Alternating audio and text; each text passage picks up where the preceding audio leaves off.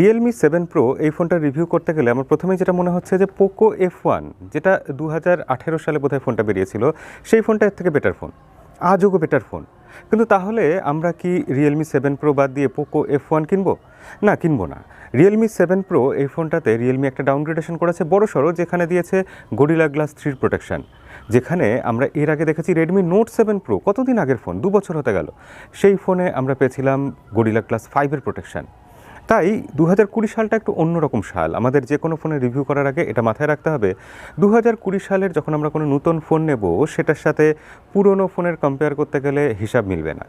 এবং সবসময় আপনার এটাই মনে হবে যে আমি পুরনো ফোনটাই নিই, কিন্তু পুরনো ফোনটা নিতে গেলে সমস্যা এটাই যে পুরনো যে ফোনগুলো, সেই ফোনগুলোতে আপনি সফটওয়্যার আপডেট পাবেন না। এত দীর্ঘ সময় কেটে যাওয়ার পর পুরনো ফোনের হার্ডওয়্যারগুলো কেন জানি না কোথাও গিয়ে একটু স্লো হয়ে যায়, একটু খারাপ পারফর্ম করে। রেডমি K20 Pro একটা বড় উদাহরণ, যে ফোনটা অতদিন আগে লঞ্চ করেছিল, আজ মনে হয় যে কোনো ফোন বাদ দিয়ে আমরা সেই ফোনটা কিনি। Realme X2 Pro কতদিন আগে লঞ্চ করেছিল, তখন বিক্রি হয়নি, আজকে মনে হয় সেই ফোনটা আমরা কিনি, কারণ তার স্পেসিফিকেশনস, হার্ডওয়্যার তখন আমরা যা পেয়েছিলাম, এখন ওই দামে কোনো ফোন, কোনো কোম্পানি সেটা দিতে পারছে না। তাই 2020 সালের ফোন, 2020 সালের কোম্পানিগুলোকে আমরা আজকের দিনে দাঁড়িয়ে আজকের মতো করে বিচার করি। রিয়েলমির এই ফোনটা হাতে নিলে অবশ্যই প্রথমে মনে হবে যে ব্যাক সাইডে প্লাস্টিক আছে, যে প্লাস্টিক থাকাটা আমি একেবারেই পছন্দ করি না, আমার সবসময় গ্লাস বিল্ড পছন্দ। কিন্তু এই ফোনটাতে রিয়েলমি এই যে ডাউনগ্রেড করেছে, তার কিছু পজিটিভ দিক লোকে দেখাচ্ছে। হ্যাঁ, পজিটিভ দিক সামান্য কিছু আছে, যেমন এই ফোনটা একটু হালকা হয়েছে, যেমন এই ফোনটা ম্যাট ফিনিশ আছে, দেখতে খারাপ লাগছে না, দাম একটু কমানো গেছে, কিন্তু তবুও আমি বলবো গ্লাস বডির দিকে আমি সবসময় ভোট দেবো। আর এই ফোনটাতে যে ব্যাক সাইডে এখানে ম্যাট ফিনিশের একটা প্লাস্টিক দেওয়া হয়েছে, তার ফলে অনেকে বলছে যে এখানে নাকি আঙুলের ছাপ পড়ছে না। না, এটা একদম ভুল কথা। আঙুলের ছাপ পড়ছে, তুলনামূলক কম পড়ছে, কিন্তু সমস্যা যেটা হচ্ছে যে সেই আঙুলের ছাপ মুছতে গেলে দম বেরিয়ে যাচ্ছে। সহজে চট করে একটু জামায় মুছে নিলেন আর আঙুলের ছাপ চলে গেল, ব্যাপারটা কখনোই এরম হচ্ছে না। ওকে, বাইরে যা রোদ আর গরম, শেষ অবধি ঘরেই চলে আসলাম, আর ইতিমধ্যে সন্ধ্যাও হয়ে গেছে আর আমাদের পরিচিত স্টুডিওতে। তো আবার মূল প্রসঙ্গে ফিরে আসি। Realme 7 Pro এই ফোনটা রিয়েলমি বার করেছে মেনলি কম্পিট করবে তাদের নিজেদের Realme 6 Proর সাথে, কম্পিট করবে পোকো X2 সাথে, কম্পিট করবে Redmi Note 9 Pro আর Note 9 Pro Maxের সাথে। সেক্ষেত্রে Realme 7 Pro প্রথমেই দেখা যাচ্ছে যে বিল্ডের দিক দিয়ে পিছিয়ে গেছে, গ্লাস বডি দেয়নি, প্লাস্টিক দিয়েছে, কিন্তু ডিজাইনের দিক দিয়ে অতটাও পিছিয়ে যায়নি। এই ফোনটার ডিজাইন কিন্তু বেশ ভালো এবং কম্প্যাক্ট ফোন। আজকের দিনে দাঁড়িয়ে এরকম কম্প্যাক্ট ফোন, ভালো দেখতে ফোন আমরা কিন্তু খুব বেশি পাচ্ছি না। যারা ছোট ফোন পছন্দ করেন এবং হালকা ফোন পছন্দ করেন, তাদের জন্য এই ফোনটা পারফেক্ট হতে পারে। তাহলে একটা খারাপ আর একটা ভালো বলা হয়ে গেল। এবার তাহলে আমরা আবার একটা খারাপ বলবো। খারাপের দিকে বলতে হচ্ছে Realme 7 Pro এই ফোনটার যে ফ্রন্টের সেলফি ক্যামেরাটা আছে, 5 হোলের মধ্যে আছে, সেই সেলফি ক্যামেরাটা কিন্তু বেশ খারাপ। মানে তার ডাইনামিক রেঞ্জ যেটা ম্যানেজ করেছে, সেটা হিসাব মতো প্রায় করতেই পারেনি, কারণ পিছন দিকটা ব্লোন আউট হয়ে যাচ্ছে, প্রায় সাদা হয়ে যাচ্ছে, সেটা ভিডিওর ক্ষেত্রে হলেও এবং স্টিল ক্যামেরার যে ক্ষেত্রেই হোক না কেন, সেটা কিন্তু হচ্ছে। Realme 7 Pro selfie camera 32 megapixel দিয়েছে ঠিকই, কিন্তু তার আউটপুট আশা অনুরূপ নয়। এবং সেলফি ক্যামেরাতে যখন আমরা ফটো তুলছি, লাল রঙটা সামান্য চেঞ্জ হয়ে যাচ্ছে, কালার চেঞ্জ হয়ে যাচ্ছে, এবং সেলফি ক্যামেরাতে এটা প্রতি ক্ষেত্রেই দেখা যাচ্ছে যে স্কিন টোন থেকে আরম্ভ করে সব কিছু একটু হোয়াইটিশ করে দিচ্ছে। সেক্ষেত্রে সেলফি ক্যামেরাটা আমি বলবো এই ফোনটার একটা ভীষণ দুর্বল দিক। Realme 7 Pro এই ফোনটার তাহলে একটা ভালো দিক এবার বলি। ভালো দিক হচ্ছে যে এই ফোনটার ডিসপ্লে এই প্রাইস রেঞ্জে, অর্থাৎ ইন্ডিয়াতে 20,000 রুপি আর বাংলাদেশে 25-26 হাজার টাকা, এই দামে কিন্তু অ্যামোলেড ডিসপ্লে Realme 7 Pro ছাড়া আর একমাত্র দিচ্ছে স্যামসাং। আর কেউ কিন্তু অ্যামোলেড ডিসপ্লে দিচ্ছে না।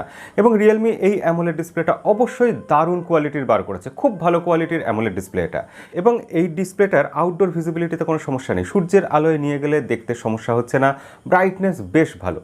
এবং স্যামসাং M31s এর পাশাপাশি যদি আমরা রাখি, দেখব স্যামসাংয়ের সাথে মোটামুটি ভালোই কম্পিট করতে পারছে। কিন্তু ইনডোরে যদি দেখি আমরা, ইনডোরে স্যামসাং গ্যালাক্সি M31s এর থেকে বেশি ভালো লাগছে, বেশি ক্রিস্পি লাগছে, বেশি ক্লিয়ার লাগছে Realme 7 Pro ডিসপ্লে। হ্যাঁ, এটাই অদ্ভুত হলো সত্যি কথা। এবং ইউটিউবে আপনি যদি 99.99% ভিডিও দেখেন, দেখবেন সবাই আমার সাথে একমতই হয়েছে। এবার তাহলে আবার খারাপ বলার পালা। মানে এরকম খারাপ ভালো করে কেন বলছি, আপনি গতকাল আমাদের যে ইনফিনিক্স নোট 7 ফোনটা রিভিউ করেছিলাম, সেখানেও দেখবেন যে আমি ওই ফোনটার খারাপ দিক এবং ভালো দিক দুটোই পাশাপাশি রেখে বলেছি। কারণ একটা ফোন শুধু ভালো বা শুধু খারাপ হয় না।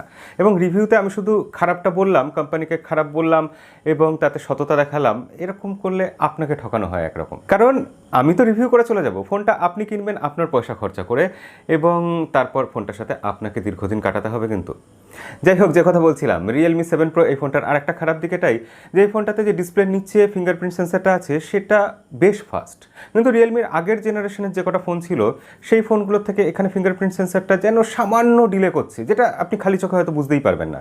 কিন্তু ফিঙ্গারপ্রিন্ট সেন্সারের যেটা সমস্যা সেটা হচ্ছে প্লেসমেন্টটা রিয়েলমি এবার অনেক নিচে রেখেছে, যার জন্য আমার মতো যাদের হাত ছোট তাদের কিন্তু ফিঙ্গারপ্রিন্ট সেন্সারের নিচের দিকে পৌঁছতে, আঙুল পৌঁছতে একটু সমস্যা হচ্ছে। সেক্ষেত্রে আগের প্লেসমেন্টটাই ভালো ছিল, রিয়েলমি এটা কেন চেঞ্জ করলো আমার জানা নেই। দেখুন, আমি এর আগে পোকো X2 ইউজ করেছি, আমি রেডমি নোট 9 প্রো ইউজ করেছি, রিয়েলমি 6 প্রো ইউজ করেছি, আমি মোটো ওয়ান ফিউশন প্লাস ইউজ করেছি, আমি স্যামসাং গ্যালাক্সি M31s ইউজ করেছি। অর্থাৎ এই প্রাইস সেগমেন্টে যত ফোন আছে আমি প্রায় সবকটাই ব্যবহার করে দেখেছি, তাই আমি আমার অভিজ্ঞতা থেকে বলতে পারি, হ্যাঁ এটা অভিজ্ঞতারই ব্যাপার আসলে, যে এই প্রাইস সেগমেন্টে রিয়েলমি 7 প্রো এই ফোনটার থেকে ভালো স্পিকার আর কেউ দিচ্ছে না। এখানে ডুয়েল স্টেরিও স্পিকার আছে এবং যার সাউন্ড আউটপুট সত্যিই অসাধারণ, বেশ ভালো। এই প্রাইস সেগমেন্টে কিন্তু অন্য কেউ দিচ্ছে না, ডুয়েল স্টেরিও স্পিকার তো নয়, কিন্তু এতটা ভালো সাউন্ড আউটপুট অন্য কেউ দিচ্ছে না। খারাপের দিকে এবার আমি ব্যাক সাইডের ক্যামেরার কথা কিন্তু বলবো না, ব্যাক সাইডের ক্যামেরা এমনিতে খারাপ নয়, ব্যাক সাইডের ক্যামেরা অবশ্যই ভালো, ডাইনামিক রেঞ্জ এখানে ঠিকঠাক ম্যানেজ করেছে, স্কিন টোন ঠিকঠাক ম্যানেজ করেছে, এজ ডিটেকশন পোর্ট্রেট মোডে খুব ভালোভাবে করেছে, সব কিছু ঠিকই আছে। কিন্তু এইখানে রিয়েলমি যে আগে পাঞ্চি কালার দিত তাদের ফোনে, মানে ফটো তুললেই লালটা কমলা হয়ে যাচ্ছে এরকম একটা ব্যাপার, পিঙ্ক হয়ে যাচ্ছে এরকম একটা ব্যাপার, সেই জায়গাটায় রিয়েলমি কিন্তু এবার ঠিক করেছে। কিন্তু সমস্যা হচ্ছে এটা আবার অনেকের অপছন্দ। আমরা এটা এককালে সমালোচনা করতাম, 2019 সালে সমালোচনা করতাম যে রিয়েলমির ফোনের কালার ওভার স্যাচুরেটেড হয়ে যায়, কিন্তু এখন সেটা যখন হয় না, ন্যাচারাল কালার দেয়, সেটা অনেকের খুবই অপছন্দ, অনেকের কাছে সেটা খারাপ লাগছে। তো এটা ধরতে পারেন একদিকে নেগেটিভ দিকই, কারণ সবাইকে সত্যি সবসময় খুশি করা যায় না। কিন্তু রিয়েলমি 7 প্রো এই ফোনটার ব্যাকসাইডের ক্যামেরার যেটা মূল সমস্যা, একমাত্র যে সমস্যাটা আমি খুঁজে পেয়েছি সেই সমস্যাটা হচ্ছে এখানে স্ক্রিন যেন একটু সফট করে দিচ্ছে। যখন পোর্ট্রেট মোডে আমরা ফটো তুলছি তখন স্ক্রিনে যে ডিটেলস থাকার কথা, যতটা ডিটেলস থাকার কথা, বিউটি মোড অফ করে রাখলেও ততটা ডিটেল আমরা পাচ্ছি না। 64 মেগাপিক্সেল ক্যামেরা, সোনির সেন্সার, অথচ আমি আশা করেছিলাম আর একটু বেশি ডিটেল থাকবে, ডিটেল কিন্তু একটু কম। এবার ভালোর কথা বলতে গেলে বলতে হয় যে এখানে 65 ওয়াটের ফাস্ট চার্জার আছে, যেটা নিয়ে বলার কিছুই নেই, এবং 65 ওয়াটের ফাস্ট চার্জার এমনিতে কাগজে কলমে 35 মিনিটে চার্জ করে দেওয়া উচিত ফুল। কিন্তু সমস্যা হচ্ছে যে এনভায়রনমেন্টের ওপরও অনেকটা ব্যাপার নির্ভর করে, আপনার প্লাগ পয়েন্ট কেমন সেটার উপর অনেকটা নির্ভর করে। আমি দেখেছি আমি বাড়িতে যখন চার্জ করছি তখন এটা 36 মিনিটে ফুল চার্জ করে দিচ্ছে, অথচ আমার অফিসের প্লাগ পয়েন্টে, গরমের মধ্যে অফিসে এসি নেই, তো সেখানে যখন আমি চার্জ করছি সেখানে গিয়ে 42 মিনিটের মতো চার্জ করতে টাইম নিচ্ছে। 65 ওয়াটের চার্জার, আমি অরিজিনাল চার্জার আর অরিজিনাল ডেটা কেবল ইউজ করছি, তা সত্ত্বেও কিন্তু আমি এটা দেখলাম। এবার আমরা ইউআই নিয়ে আলোচনা করব এবং তার ভালো দিক এবং খারাপ দিক দুটো নিয়েই বলবো। প্রথমত ইউআইতে খারাপ দিক এটাই যে তাতে বাগ রয়েছে এখনও। হ্যাঁ, রিয়েলমি ইউআই বাগ ফিক্সিংয়ের ব্যাপারটা কেন যে ঠিক করছে না আমি জানি না, টুকটাক বাগ কিন্তু এখনও রয়ে গেছে। ক্লিন পরিষ্কার একটা সুন্দর ইউআই তারা এখানে দিয়েছে, র্যাম ম্যানেজমেন্ট খুব ভালো, একদম স্মুথ, একদম ফাস্ট, এবং এখানে স্মুথ কলিংয়ের একটা অপশান তারা দিয়ে দিয়েছে ইউআইয়ের মধ্যে। তার ফলে এখানে 90 হার্টজ রিফ্রেশ রেট না থাকলেও আপনি যখন স্ক্রল করছেন, ইউজ করছেন, তখন কিন্তু আপনার ইউআইটার মধ্যে অসম্ভব একটা স্মুথনেস দেখতে পাবেন। আপনার এই অভাবটা মনেই হবে না যে 90 হার্টজ রিফ্রেশ রেট এখানে নেই। এছাড়া ইউআইয়ের মধ্যে রিয়েলমি এককালে যেরকম প্রচুর প্রি ইনস্টলড অ্যাপ্লিকেশান দিত, গেম সেন্টার, আরও কী কী সব অ্যাপ্লিকেশান দিত, রিয়েলমি অ্যাপ বা এইসব রিয়েলমি অ্যাপ মার্কেট, তো সেগুলো তারা দেয়নি। ব্লটওয়্যার এখনও আছে, দু একটা প্রি ইনস্টলড অ্যাপ্লিকেশান আছে, কিন্তু আগের তুলনায় বলতে হয় যে একেবারে পরিষ্কার ইউআই, এবং রিয়েলমি ইউআই এমআই ইউআইকে অনেকটাই পিছনে ফেলে দেবে যদি তারা এই বাগ ফিক্সিংয়ের জায়গাটা ঠিক করে নিতে পারে। কথায় কথায় তো মোটামুটি সব দিকই মনে হয় কভার করা হয়ে গেল, কিন্তু এই ফোনটার যে বেসিক ব্যাপারগুলো, অর্থাৎ এখানে কল রিসেপশন, কল কোয়ালিটির, এগুলোর ব্যাপারটা কীরকম? কল রিসেপশন একদম ঠিকঠাক, কোনো রকম সমস্যা পায়নি, কল কোয়ালিটিও ঠিকঠাক, কোনো নেটওয়ার্ক ড্রপ হয়নি, আপলোড ডাউনলোড স্পিড ঠিকঠাক, এবং সবথেকে বড় কথা এখানে ক্যারিয়ার অ্যাগ্রিগেশনের সাপোর্ট আছে, যার ফলে আপনি ইন্টারনেটের আপলোড ডাউনলোড স্পিড যথেষ্ট ভালো পাবেন। কিন্তু দু একটা অ্যাপ্লিকেশনের ক্ষেত্রে আমি দেখেছি যখন আমি ভয়েস চ্যাট করছি তখন সেখানে অপরপক্ষের মানুষ আমার কথা শুনতে একটু অসুবিধা বোধ করছেন, তার লাগছে যে আমার কথাটা একটু চেপে যাচ্ছে, একটু স্লো আসছে, লো আসছে। কিন্তু এটা তো হওয়ার কথা না, কারণ এমনি সময় কিন্তু এর মাইক্রোফোন, ওই একই মাইক্রোফোন ঠিকঠাক কাজ করছে কল করার সময়, শুধু দু একটা অ্যাপ্লিকেশনের ক্ষেত্রে এটা হচ্ছে কেন? অ্যাপ্লিকেশনগুলোর সাথে সম্ভবত এটা ঠিকঠাক কম্প্যাটেবল নয়, এবং রিয়েলমির ফোনে ওই যে বললাম বাগ রয়েছে, এগুলো সফটওয়্যারের বাগ, রিয়েলমি এগুলো ঠিক করুক, এটাই আমি চাইবো। সিদ্ধান্তে পৌঁছানোর আগে শেষ পয়েন্ট বলবো, শেষ পয়েন্টে আমি এটাই বলবো যে পারফরমেন্স কেমন? পারফরমেন্স আসলে নতুন কিছু বলার নেই। রিয়েলমির এই যে প্রসেসরটা আছে কোয়ালকম স্ন্যাপড্রাগন 720G, এটা এর আগে আমরা বহু ফোনে দেখেছি, রিয়েলমির নিজস্ব ফোনেই দেখেছি এর আগে, এছাড়া রেডমির ফোনে দেখেছি, পোকোর ফোনে দেখেছি। সেক্ষেত্রে 720G প্রসেসর এখানে ঠিকঠাক পারফর্ম করেছে, কোনো রকম রকম হিটিং ইস্যু আমি পাইনি এবং আমি বলবো ঠিকই আছে সব মিলিয়ে। সেক্ষেত্রে এই প্রসেসর দিয়ে আপনি অসাধারণ কিছু গেমিংয়ের জন্য এক্সপেক্ট করতে পারবেন না। আবার এই প্রসেসর একটা মিড বাজেটের প্রসেসর হিসেবে যে কোনো গেম স্মুথলি রান করে দিয়েছে, কোনো রকম সমস্যা হয়নি। এবার সিদ্ধান্তে আমি বলবো যে রিয়েলমি 7 প্রো এমনিতে 2020 সালের হিসাবে একটা ঠিকঠাক ফোন, কিন্তু এটা কখনোই ক্যামেরা সেন্ট্রিক ফোন না। যারা শুধু ক্যামেরার জন্য ফোন নেবেন তারা এই ফোনটা নিতে পারেন না। আবার যারা একটা অলরাউন্ডার ফোন নেবেন তারা 2020 সালের ফোন হিসাবে এই ফোনটার কথা ভাবতে পারেন, কিন্তু এই ফোনটার বিকল্পও অনেকে রয়েছে যারা কেউ এর থেকে খুব বেশি কিছু পিছিয়ে নেই।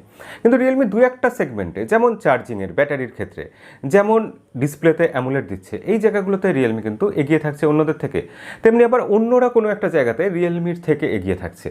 সেক্ষেত্রে আপনি যদি একটা কম্প্যাক্ট ফোন নিতে চান, যেখানে ফাস্ট চার্জার চান, যেখানে অ্যামোলেড ডিসপ্লে চান, এই কম্বিনেশনটা যদি আপনার দাবি হয় তাহলে আপনি রিয়েলমির এই ফোনটার কথা ভাবতে পারেন। কিন্তু কখনোই আপনার কাছে যদি পুরনো রিয়েলমি 6 প্রো থেকে থাকে বা এর আগে রেডমির কোনো ফোন থেকে থাকে, পোকোর কোনো ফোন থেকে থাকে মোটামুটি এই প্রাইস সেগমেন্টের, তাহলে আমি বলবো আপগ্রেড করার কোনো দরকার নেই, কারণ সেটার থেকে এই ফোনটা কোনো মেজর চেঞ্জ নয়, মেজর কিছু আপগ্রেডেশন নয়। সেক্ষেত্রে অবশ্যই আপনি যদি নতুন ফোন নেবেন ভাবেন তাহলে 2020 সালে এই ফোনটা নেওয়ার কথা চিন্তা করা যেতে পারে। কম্প্যাক্ট ফোন হিসাবে এটা কিন্তু খারাপ ফোন হবে না। আজকের ভিডিওতে এইটুকুই আপনার সাথে শেয়ার করা ছিল। ভিডিও কেমন লাগলো সেটা লাইক করে জানাবে। আজকের মতো বিদায় নেওয়ার আগে আরেকটা কথা বলে নিই, আজকের টেক নিউজ আসবে না, কারণ টেক নিউজ দেওয়ার সময় নেই। আমি চেষ্টা করছি আজকে যদি কোনো বিশেষ খবর থাকে, যে খবরগুলো এখনও আপনারা জানেননি, তাহলে সেরকম কোনো খবর থাকলে অবশ্যই কাল সকালে টেক নিউজ দেবো এবং কাল বিকালে নোকিয়ার ভিডিও দেবো। তাহলে আজকের ভিডিও আবারও এখানে শেষ করছি, দেখা হবে পরের ভিডিওতে। আজকের মতো বিদায়।